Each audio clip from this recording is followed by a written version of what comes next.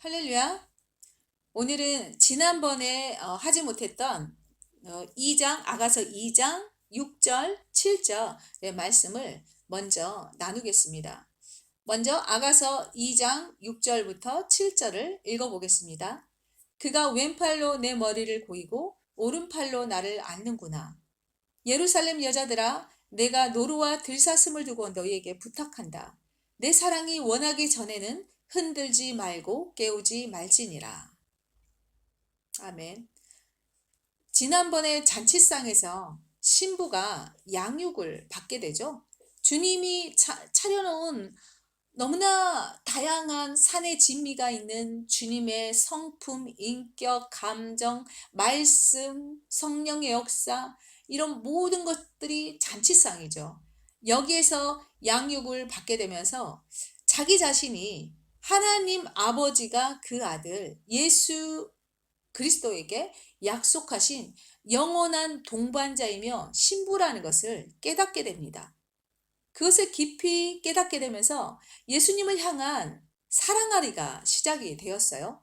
그리고 6절에 와 있죠. 우리가 그가 왼팔로 내 머리를 고이고 오른팔로 나를 안는구나.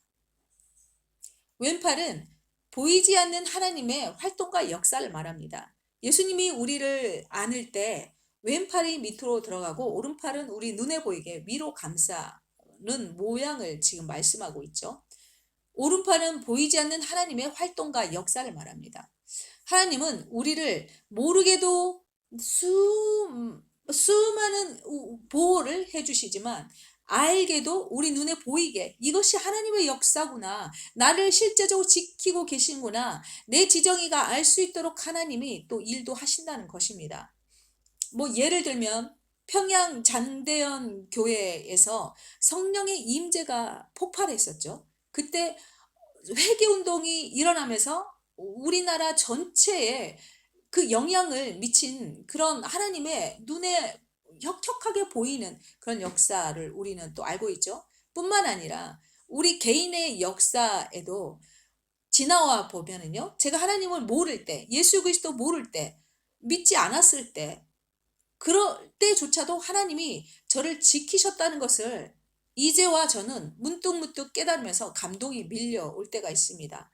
또한 보이는 하나님의 역사는 정말 매 순간 제가 그것을 느끼고자 한다면, 인식한다면 하나님은 정말 살아서 저를 눈에 보이듯이 지키고 계시는 것을 경험하게 됩니다.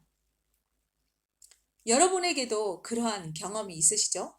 하나님의 보이지 않는 왼팔의 활동, 그리고 보이게 역사하신 하나님의 오른팔의 활동, 그것을 여러분들이 다 가지고 있을 줄 믿습니다.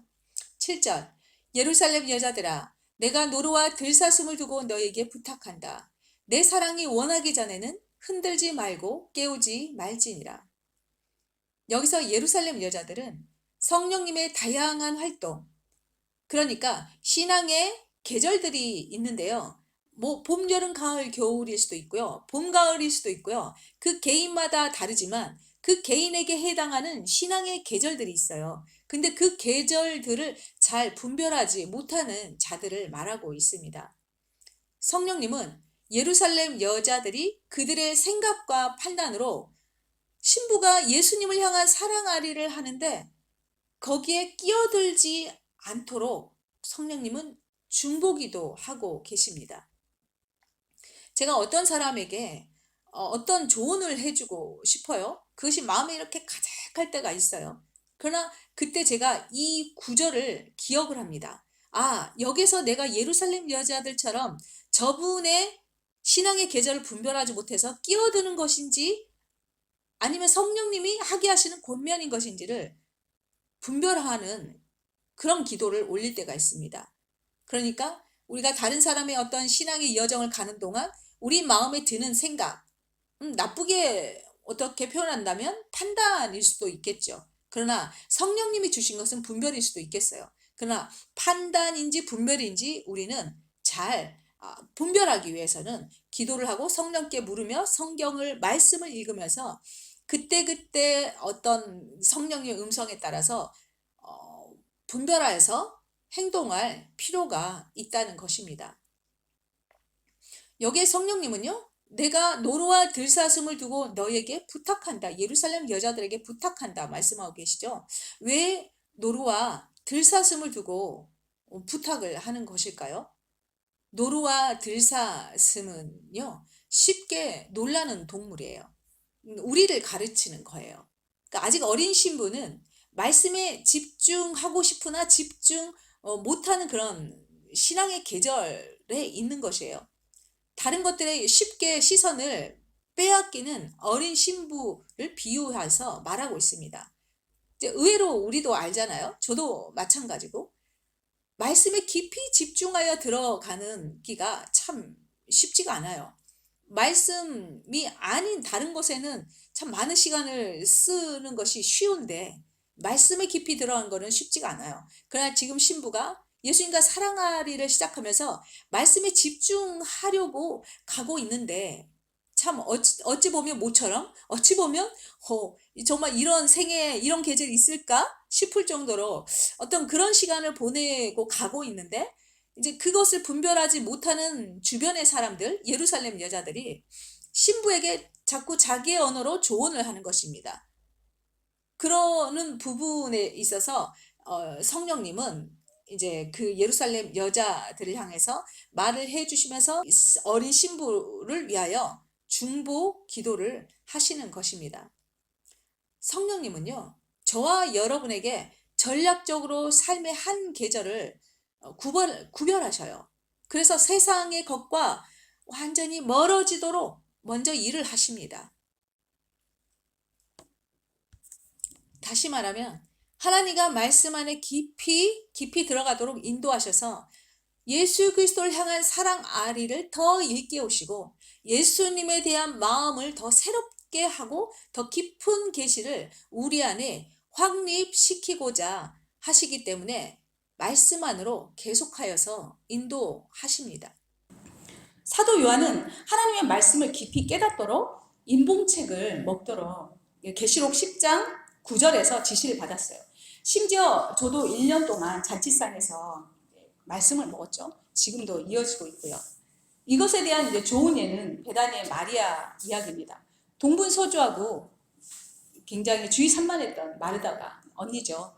동생 마리아가 자기와 같이 뭔가를 이제 만들고 대접하기 위해서 해야 되는데 마리아는 꼼짝을 안 하는 거죠. 주님의 발치에 딱 앉아가지고 주님만 바라보고 주님의 말씀, 떡만 먹고 있는 이제 그 모습이 이제 세상 말로 하면 보기 싫었던 거죠.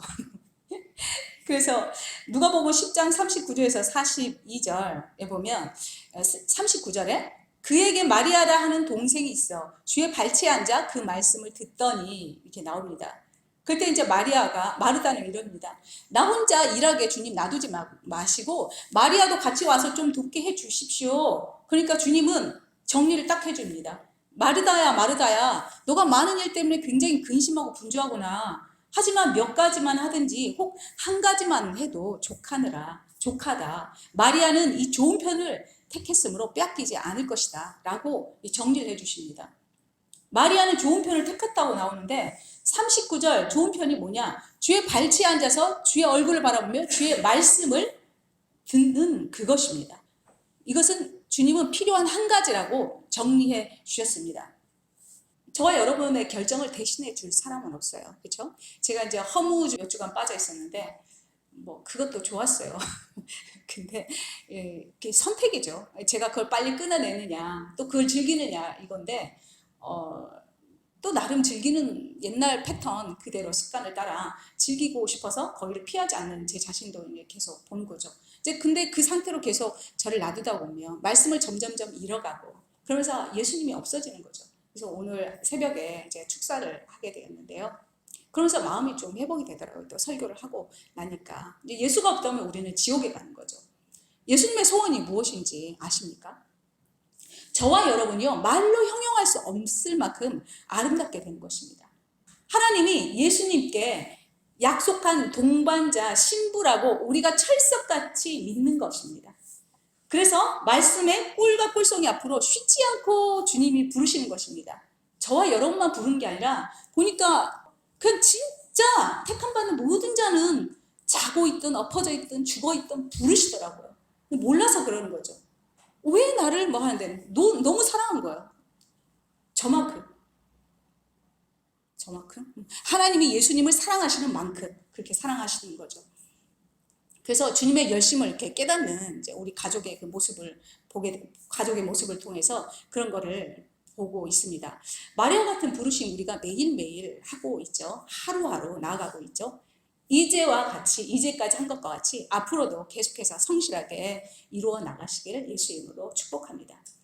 근데 참 어려워요. 가기가 어렵더라고요. 정말 깊이 깨닫고 싶은데도 안 깨달아지고. 그래서 바울이 1장에서 외칩니다. 나 이 신명한 비밀을 깨달았어. 근데 너희가 너무 알기를 원하는데 나는 깨달아서 이렇게 자꾸 불타는데 열방으로 나아갈 이 열정으로 불타는데 너희들은 너무 모르지. 그래서 가르쳐준 게 에베소서 1장 17절에서 19절입니다. 제가 이제 늘 하는 기도인데요.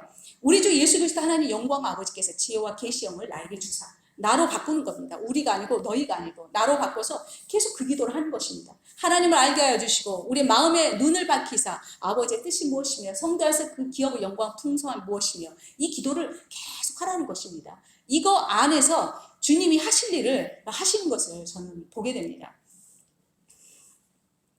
이제 오랫동안 주님의 발치에서 그 사랑을 누리고 있었죠. 마리아가. 어린 신부를 성령님이 이제 깨우십니다. 이제 주님의 그 품도 좋은데 이제 같이 동역하자라고 이렇게 깨우십니다. 그래서 깨우시면서 신부에게 주님이 어떤 모습을 보여주시냐. 1장에서는요, 목자 되신 예수 그리스도를 보여주셨어요. 그리고 그 1장 후반부에서는 사랑 많으신 하나님의 예수 그리스도를 보여주셨어요. 근데 지금 2장 후반부에 와서는요, 주권적인 왕의 모습을 보여주십니다. 8절 나의 사랑하는 자의 목소리로구나. 보라 그가 산에서 달리고 작은 산을 빨리 넘어오는구나. 나의 사랑하는 자는 노루와도 같고 어린 사슴과도 같아서. 신부는 고난의 산들을 쉽게 정복하시는 주권적인 왕, 열방의 주 예수님을 보게 됩니다. 노루나 사슴에게는요 이제 뭐 쉽게 놀라고 쉽게 이제 막 움직이는 경향이 있지만 또한 무한 에너지로요 절벽을 질주하는 힘이 노루에게 있다고 해요. 그래서 사슴은 뭐 요만큼한 곳에서도요 힘있게 딱 서 있을 수가 있다고요. 절벽 끝에서도. 그것을 예수님의 그 주권적인 왕의 모습으로 비유한 것입니다. 왕이신 예수님은요 에베소서 1장 22절에 모든 흑암의 권세와 정사를 물리치셨습니다. 모든 장애물을 물리치셨습니다. 우리는 이미 예수님 안에서 승리하였습니다. 이제 예수의 이름으로 우리의 고난의 산들을 옮기우라고 명령하시면 되는 것입니다. 그런 주권적인 왕의 모습을 이제 이 신부에게 알려주고 계시는 것입니다. 마가복음 11장 23절을 보면요. 내가 진실로 너에게 이르노니 누구든지 이 산더러 들려 바다에 던지우라 하며 그 말하는 것이 이룰 줄 믿고 마음에 의심하지 아니하면 그대로 되리라. 이 약속의 말씀대로 예수님의 이름으로 명령하고 선포하여 다 받아 누리는 삶 되시길 예수의 이름으로 축복합니다. 스가랴 4장 7절을 보면요. 내 큰 산아 내가 무엇이냐 내가 수룹바벨 앞에서 평지가 되리라. 수룹바벨도요 그 앞에 놓인 그 고난의 산들 앞에서 선포하여서 정복하였습니다. 신부는 예수님을 가리킬 때 여기 8절에 그렇죠 나의 사랑하는 자라고 하죠. 예수님은 또 신부를 부를 때마다 내 사랑 나의 어여쁜 자라 하면서 애정을 표현하십니다. 여기 아가서 전체를 보면요 내 사랑이 22번이 나옵니다. 그리고 내 사랑하는 자도 22번이 나옵니다. 그러니까 예수님도 저에게 22번 저도 예수님께 22번 이렇게 이제 사랑하는 자라고 이제 부르는데 20이라는 게 신학적 숫자로 보면 빛을 나타냄을 얘기해요. 빛이에요. 그래서 주님과 나는 동일한 빛이라는 것을 의미를 상징적으로 얘기하고 있는 것 같아요. 제가 볼 때. 그래서 저와 여러분은요. 운명적으로 일어나 빛을 발하는 빛이라는 것입니다. 9절에 우리 벽 뒤에 서서 창으로 들여다보며 창살 틈으로 엿보는구나. 예수님이 창문 틈 사이로 신부를 엿보는 것은 신부를 구애하여서 주님과 더 깊은 관계로 인도하기 위한 시적인 표현입니다. 10절에 나의 사랑하는 자가 내게 말하여 이르기를 나의 사랑 나의 어여쁜 자야 일어나서 함께 가자. 이 말씀은요. 그러므로 우리 함께 가서 모든 족속을 제자로 삼아라는 마태복음 28장 19절의 말씀과 동일한 것입니다. 동일한 뜻을 가진 이 말씀을 말씀하시면서 신부를 깨우시고 불러내십니다.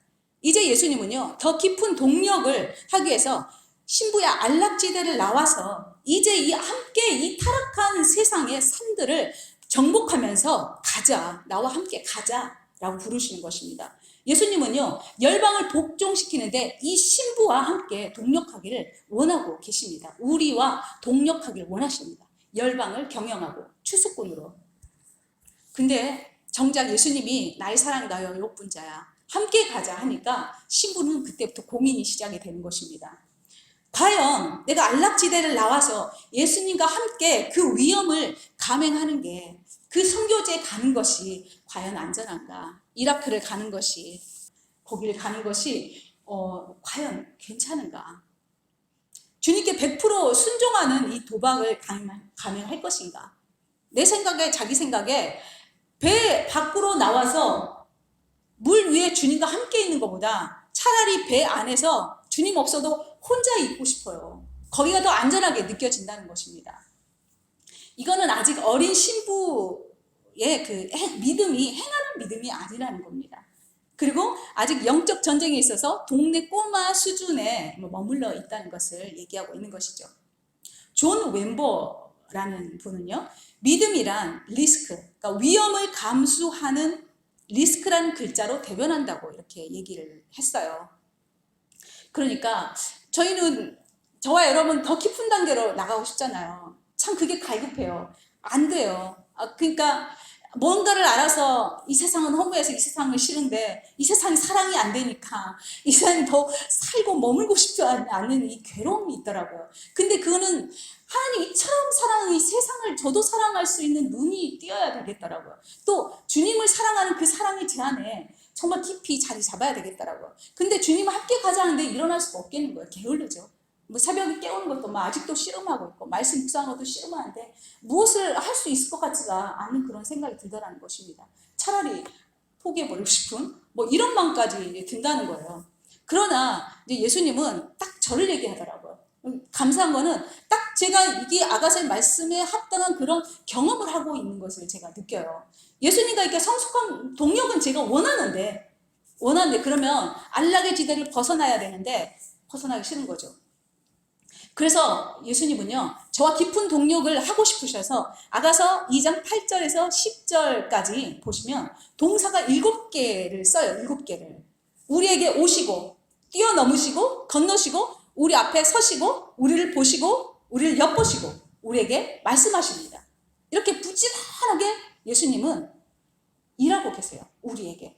근데 야훼라는 이름이 명사가 아니라 동사라고 해요.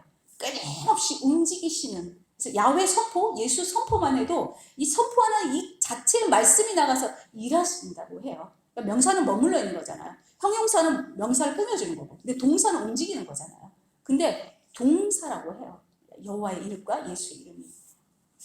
되게 이제 그 의미가 있게 느껴지더라고요. 11절, 겨울도 지나고 비도 그쳤고 지면에는 꽃이 피고 새가 노래할 때가 이르렀는데 비둘기 소리가 우리 땅에 들리는구나. 무화과 나무에는 푸른 열매가 익었고 포도나무는 꽃을 피어 향기를 토하는구나. 나의 사랑, 나의 어여쁜 자야, 일어나서 함께 가자.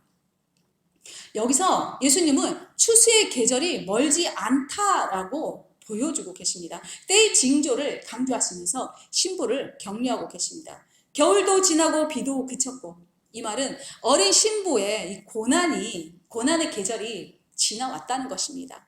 그 계절이 지났다는 거예요. 그 계절에 주님이 그 베푸신 사랑을 기억하도록 주님은 지금 돕고 있어요.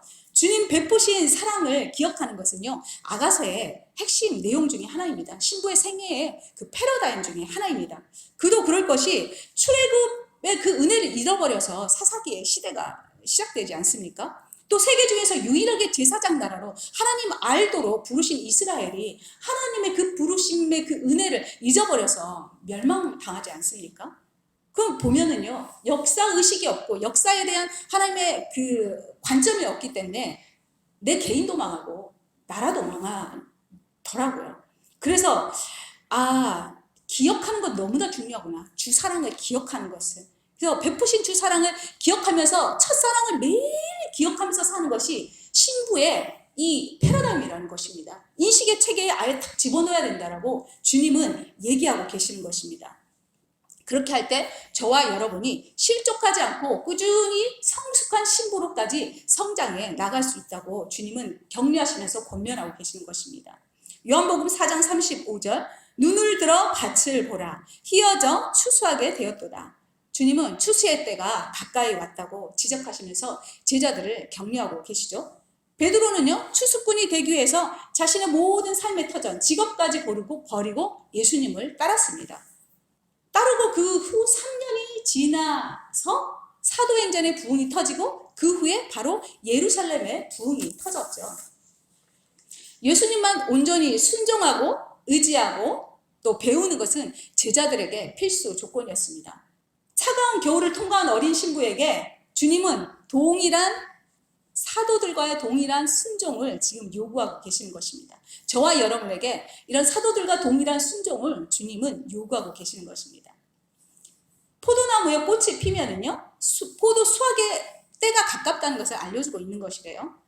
또 이거는요, 확연히 드러나는 부흥의 꽃이 열방에 지금 현재 피어나고 있는 것을 얘기해주고 계십니다. 이스라엘의 추수의 때가 되면은요, 산비둘기 소리가 들린다고 해요. 무화과 나무는 무르익기 전에 푸르른 무화과 열매가 맺힌다고 해요. 잔잔한 포도의 향기는 수확이 가까워졌음을 알리는 것입니다. 노래할 때가 되었다라는 것은 추수의 시작을 알리는 것입니다. 인류 역사상 가장 위대한 부흥이 우리 앞에 임박해 와 있다고 주님은 얘기하고 계십니다. 이 노래는요, 세계적으로 지금 우후죽순으로 여기저기 전 세계에 기도의 집이 세워지고 있는 것만 봐도 우리는 알 수 있는 것입니다. 수많은 무리가 스테디움에 모여서 수일간 찬양을 하고요. 꼽두교의 그리스도인들이 3시간을 어떤 스테디움에 모여서 3시간을 오직 예수만 외쳤다고 해요. 예수, 예수, 예수, 예수. 3시간을. 그런 것도 있고, 세계 기도의 날, 더 콜이라는 거. 이런 스테디움에서 그 임재의 찬양과 그 설교와 이제 기도와 이런 것들이 막 우후죽순으로 지금 생기고 있다라는 거예요.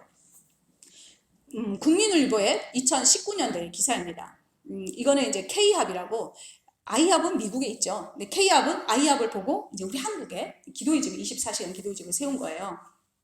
그 기사를 조금 읽어드리겠습니다.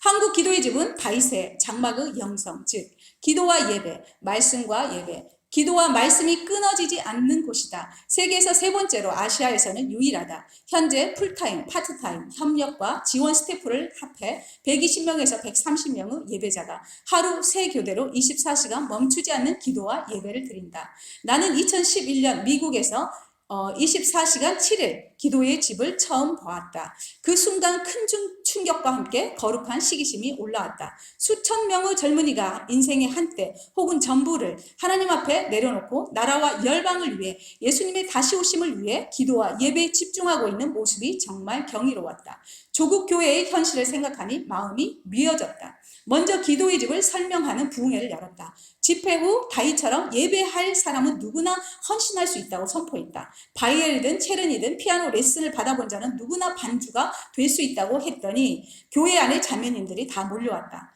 교회 본당이 200석 정도여서 그곳을 기도실로 선포했다. 이후 본당은 피아노에 한 맺힌 자매님들의 경연장이 돼버렸다. 그래서 6개월 정도는 교회에 와서 기도하는 게 오히려 더 힘들었다. 예배인지 공연인지 피아노 연습실인지 모를 분위기 속에서 도저히 인내하고 앉아 있을 수 없었기 때문이다.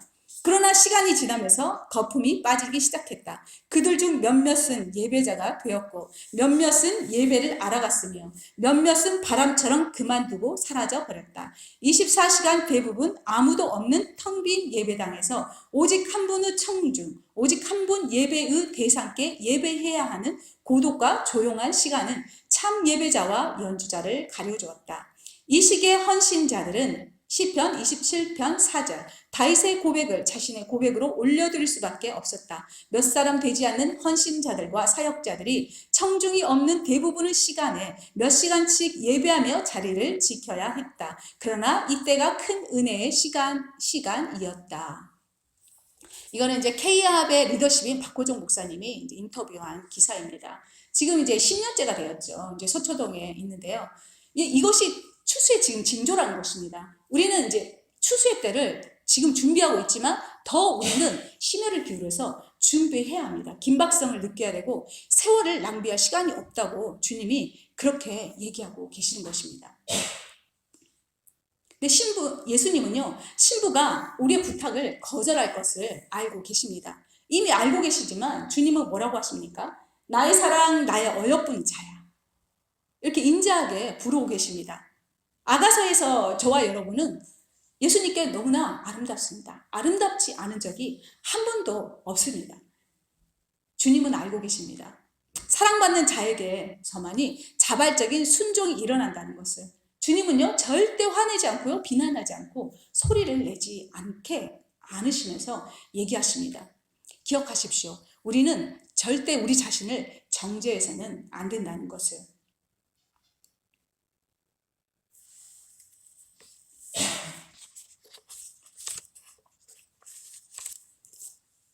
네. 14절부터는 다다음 주에 하도록 하겠습니다. 기도하시겠습니다. 하나님 아버지 감사합니다. 주님 다시 오실 그때를 우리가 준비해야 될 줄로 믿습니다. 그때를 향하여 우리가 지금부터 주님의 음성을 따라 준비할 때 매일매일 시간 가운데 주님의 음성을 듣고 온전한 준비가 될 수 있도록 도와주옵소서. 우리 안에 너무나 많은 어둠들이 여전히 존재한 거 우리가 알고 있습니다. 주님, 우리가 없앨 수 없는 이것 가지고 우리가 씨름하지 않겠습니다. 오직 주 예수 그리스도 이름으로 이것을 파쇄하면서 주의 영광을 위해서 우리가 포기하지 않고 우리를 정죄하지 않고 주의 사랑이 나에게 여전히 머물며 주님 영원토록 날 사랑하신다는 그 믿음을 가지고 우리가 전진하여 나가길 원합니다. 그렇게 일하여 주실 우리 주님을 찬양합니다. 예수님의 이름으로 기도드립니다. 아멘.